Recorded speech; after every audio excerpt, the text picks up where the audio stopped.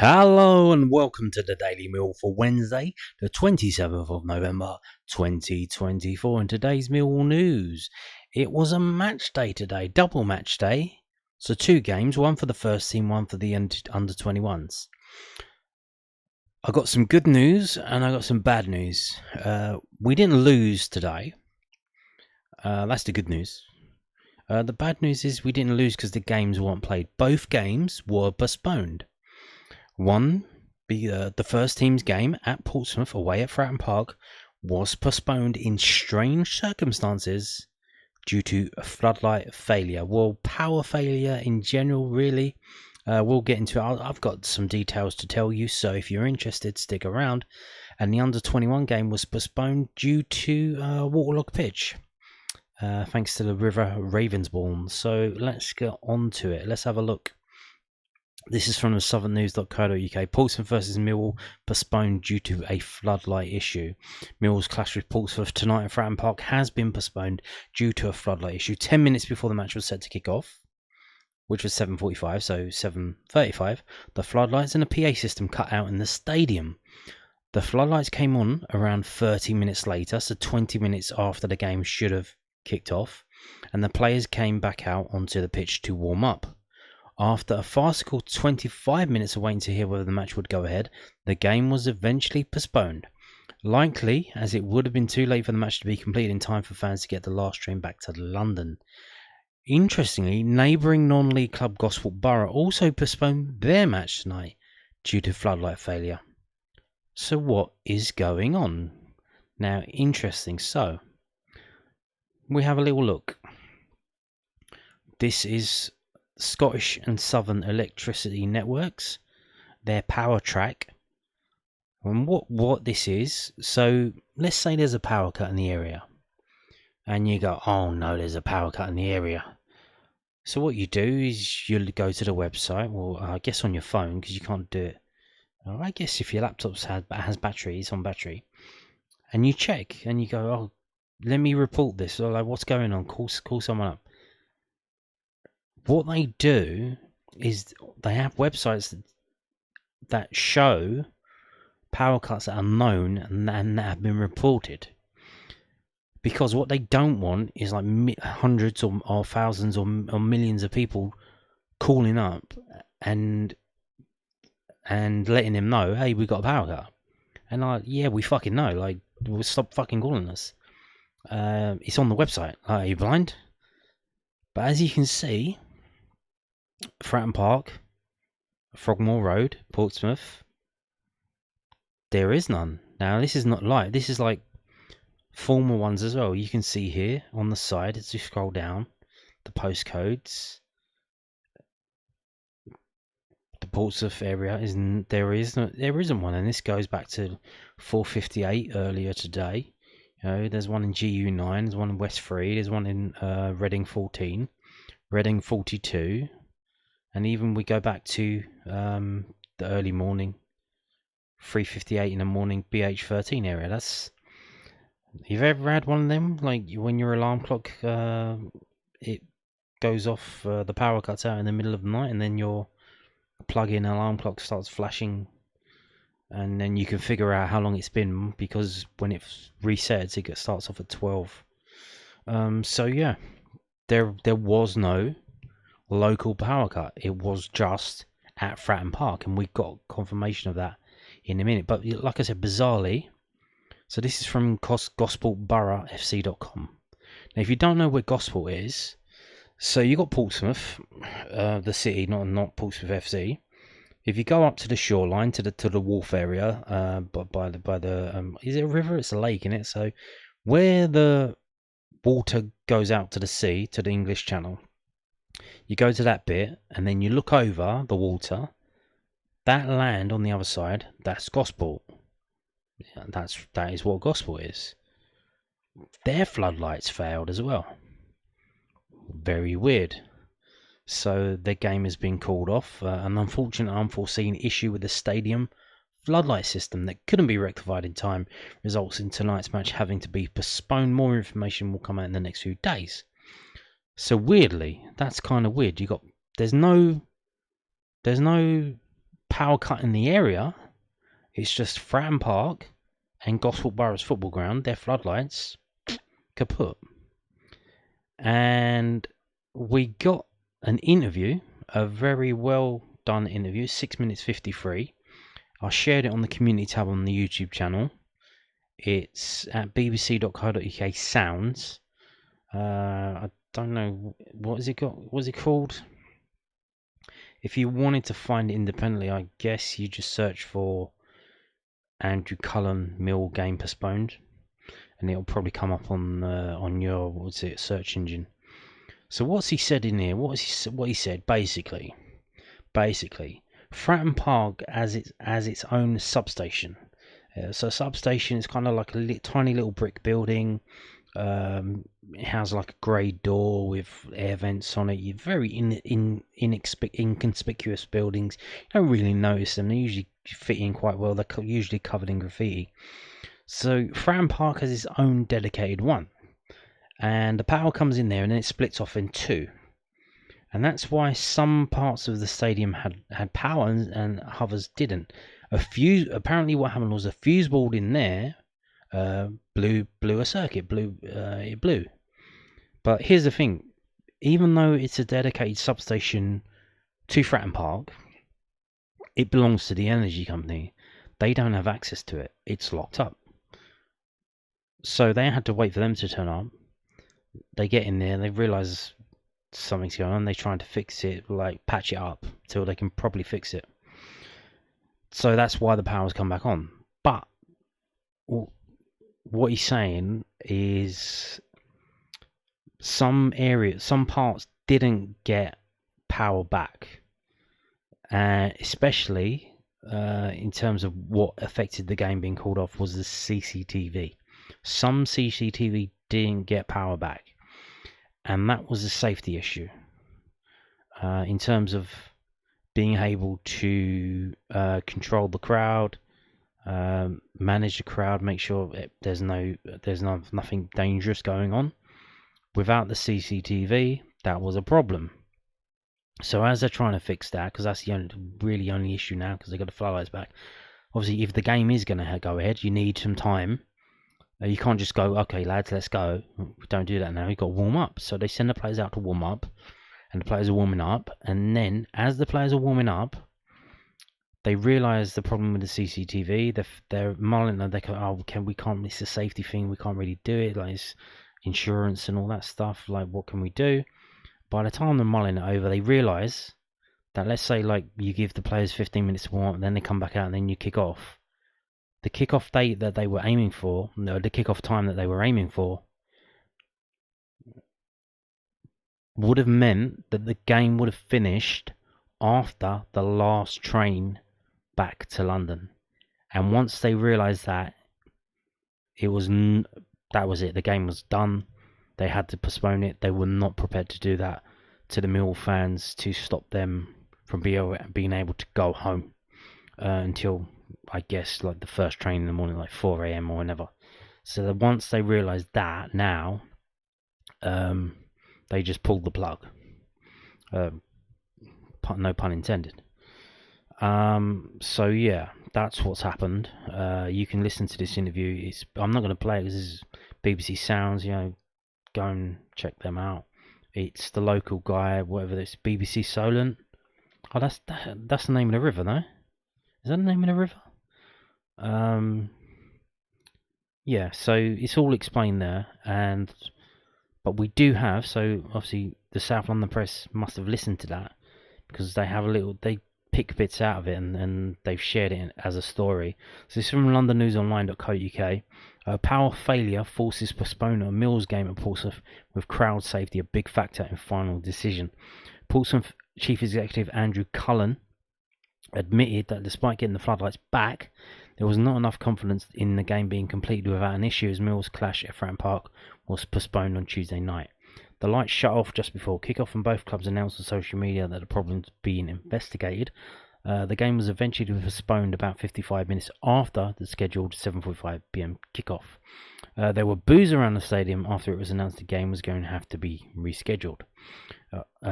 Oh, we've got to a point where the floodlights are back on, but there was still an issue with non-emergency lighting and CCTV. So we had a decision to make in terms of crowd safety, Cullen told BBC Radio Solent. There's more to this than just 22 players on the pitch. We had a capacity crowd here tonight, and we did not have confidence that we could get through a whole game without some lighting not working in the stands.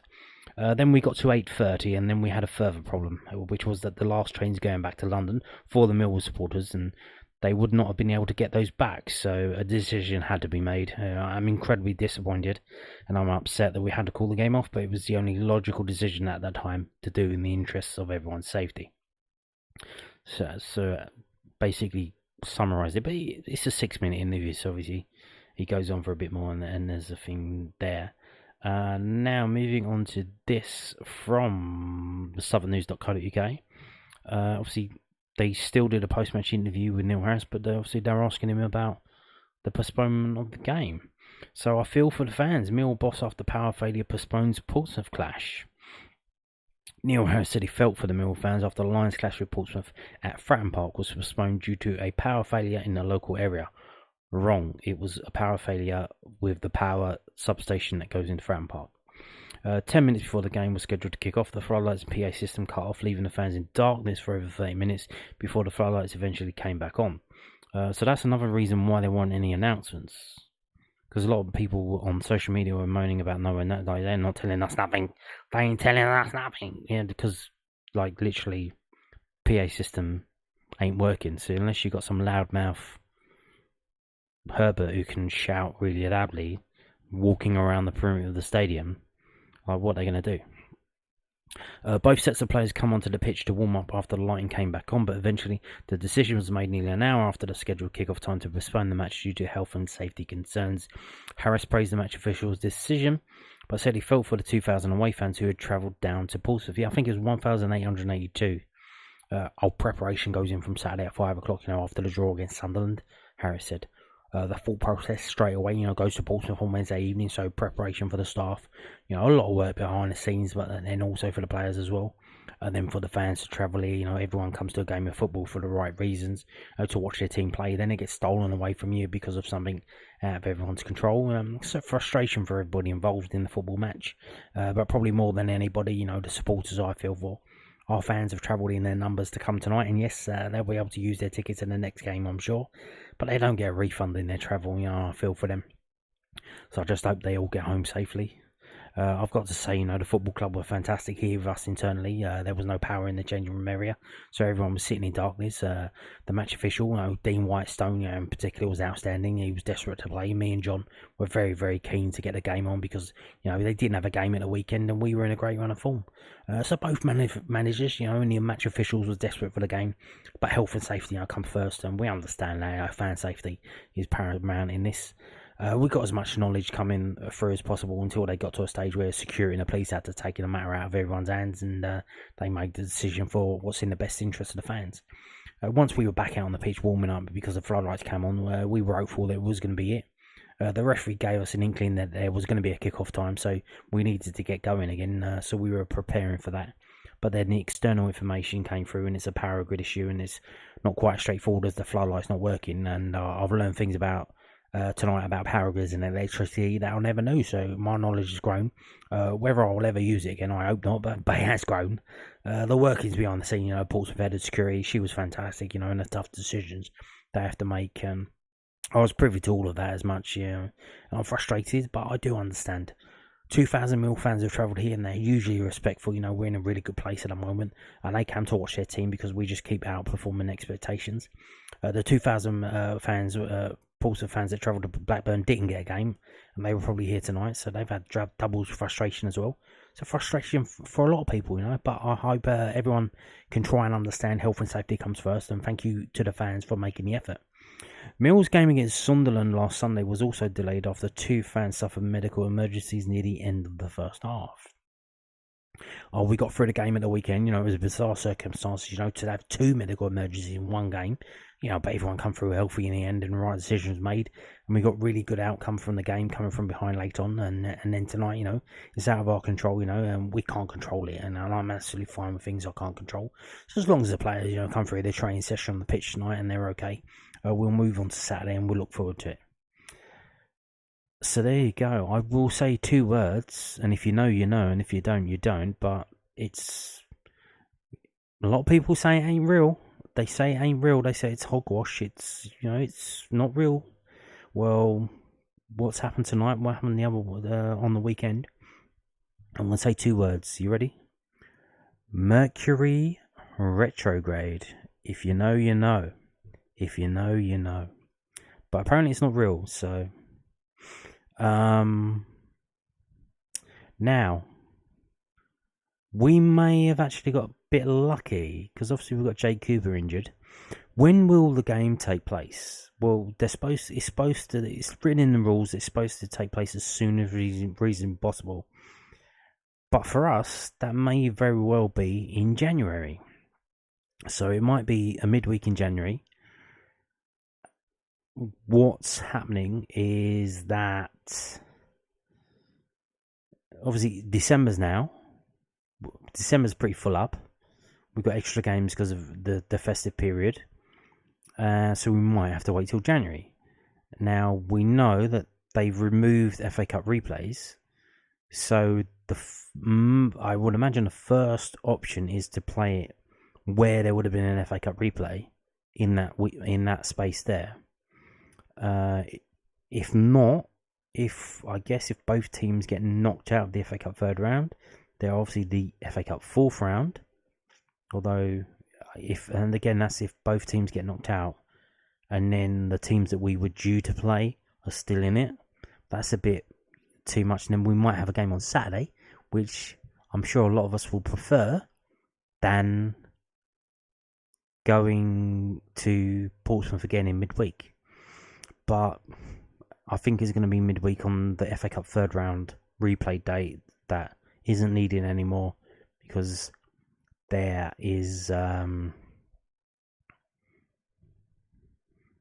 are no more FA Cup replays.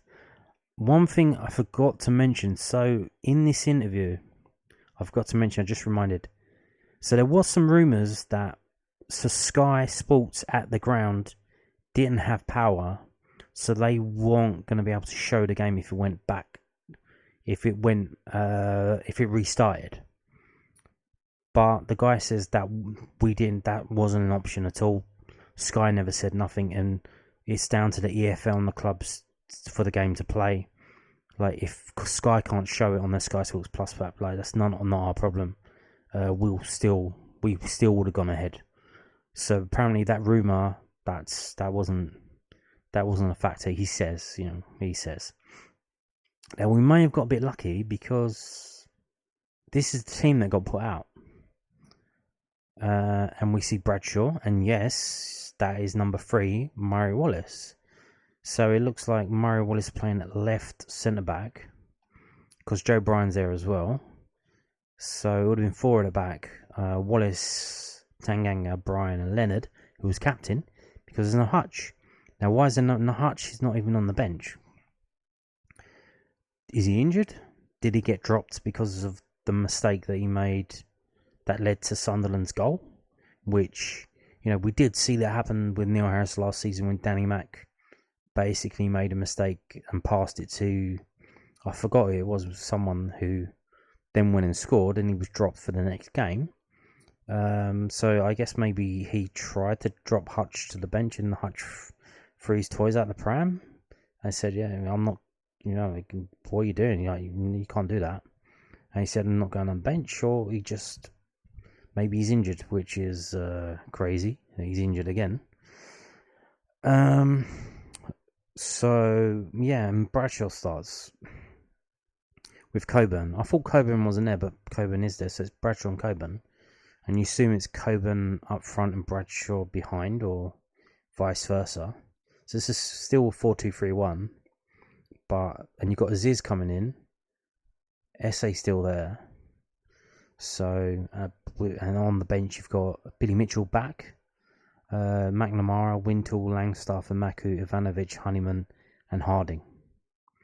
So I guess he's just trying to play Murray Wallace because he's left-footed, and it's just Portsmouth. They're the worst team in the league. They're bottom of the table. And we're going to look at that now. So the results from today: Blackburn beat Middlesbrough, which, again, as mentioned, Portsmouth game on Saturday away at Blackburn was postponed, and that seems to have benefited Blackburn because they went to Middlesbrough and won that game 1-0. So did we get lucky? Because could that have affected Portsmouth and helped them to beat us tonight? Is there divine intervention underway to stop us losing that game with that shit lineup that Neil Harris put up, and the fact that Portsmouth had an extra break?